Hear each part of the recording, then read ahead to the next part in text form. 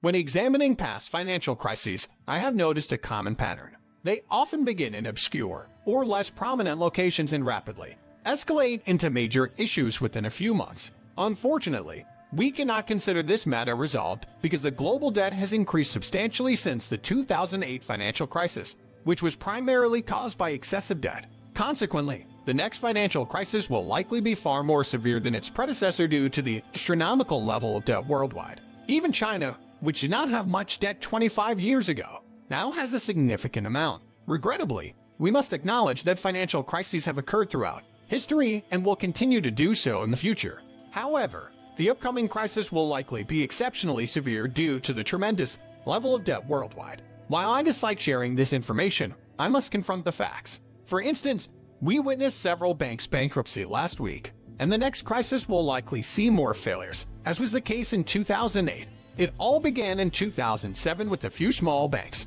but before we knew it, Lehman Brothers had collapsed, and the whole world was aware of the crisis. As is often the case, such situations start small and gradually escalate until they become a major problem. In 1980, the interest rates on government bonds in the United States were 20%, owing to the severity of the situation. However, the inflation situation now is likely worse due to many factors, including the U.S. no longer being a creditor nation and the rise of countries such as China. Unfortunately, the trend of adding more and more debt continues globally. Japan has staggering debt, and China adds to its debt every day. Even the U.S. has had to resort to printing money to stimulate the economy, which could ultimately lead to inflation. As history has shown, printing too much money and increasing debt leads to inflation, which can have serious consequences. Interest rates may have risen to over 20% last time around, but we are far from that now. However, interest rates are likely to rise significantly before this crisis is over,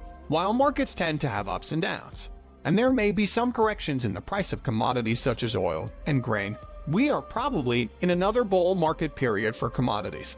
While the current correction period may not be the best time to invest, there could be opportunities to invest in commodities such as silver and agriculture before the crisis is over. However, with the continued printing of money, inflation is likely to get worse, and a soft landing may not be possible.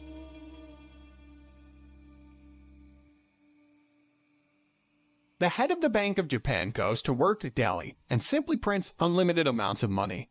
Despite the fact that unlimited money printing will inevitably result in increased inflation, while demand will certainly improve, supply is also an important factor to consider, especially since the global pandemic has weakened supply chains. This means that supply problems are likely to arise in the coming months or years. Furthermore, the rising demand for electric cars will also increase the demand for materials like lead, copper, zinc, and lithium, which are used in the production of these vehicles. Even if the economy slows down and demand for everything decreases, the shift towards electric cars and other changes in the world could cause demand for certain materials to increase. It's worth noting that producing electricity requires a significant amount of energy. Despite the fact that overall demand is slowing down, changes in the world can cause demand to rise. It's important to remember that we haven't experienced a recession in the United States in over 13 years, which is the longest period of time in American history. While it is true that we can expect more recessions in the future,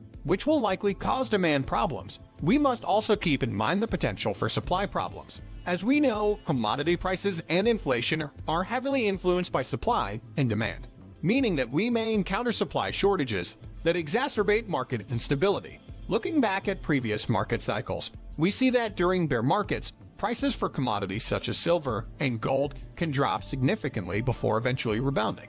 I myself own silver and gold, but am not currently purchasing any more as I anticipate another potential opportunity to do so in the future.